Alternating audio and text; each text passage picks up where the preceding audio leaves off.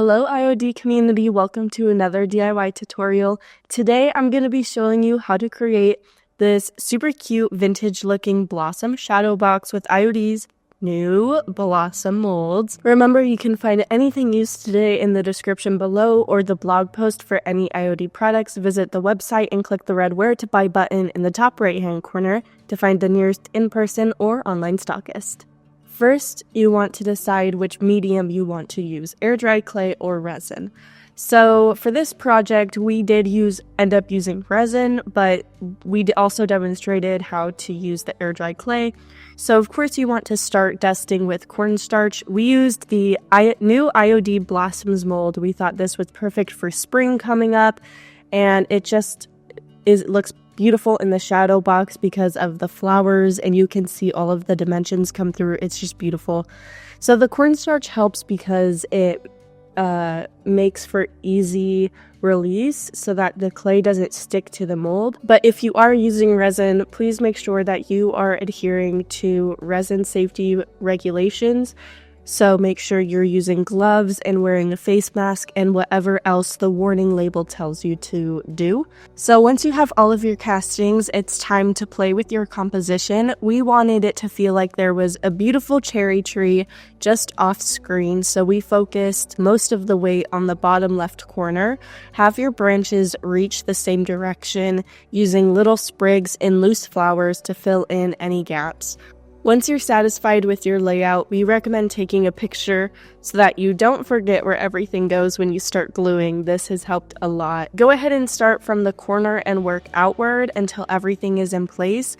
We used Titebond Quick and Thick glue, and it helps if you used a popsicle stick to just spear everything on the back, and some of it will seep out from the bottom. Try to avoid that just because it gets a little bit annoying trying to get a paper towel and scoop out all the excess. Even though it's not necessary, it just makes it look more visually pleasing, even though it dries clear. So that's just up to you if you're a perfectionist or not, or if you have the time to do that or not. But in the end, it does dry clear. We are also using the 11 by 14 wood blank, and we flipped it over and we're using the framed side of it, which makes for the perfect shadow box. We have used these wood blanks in previous projects too, just because they make amazing shadow boxes. And it's great for this mold because we were able to use all of the castings and it created a wonderful composition.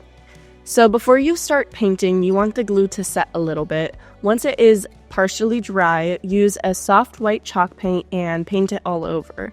You do want to remember that there are many different brands and kinds of paint out there, so reach out to your local stockist so they can help you figure out what kind and brand of paint is best for you.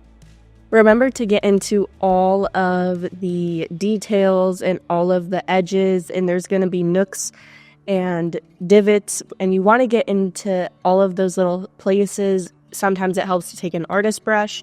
Once you have all of the soft white chalk paint, it's time to paint the glaze. So we used a pre-made glaze, but you can make your own using 1 part chalk paint to 4 parts water.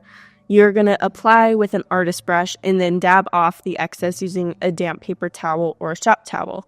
Remember to blot and not scrub. This is because the white chalk paint underneath is also wet. So do remember this. If you wipe it off, it's going to wipe that chalk paint off as well. Ask us how we know that.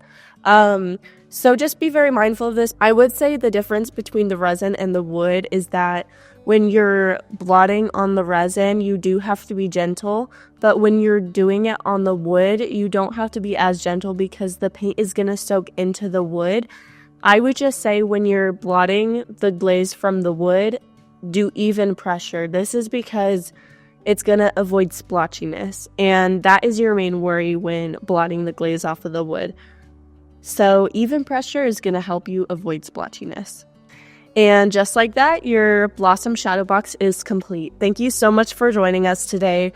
We hope this project inspired you to make something beautiful for your home that you can be proud of. Share your creations with us in the Facebook Creative Tribe. We can't wait to see you there. We hope to see you back for our next tutorial.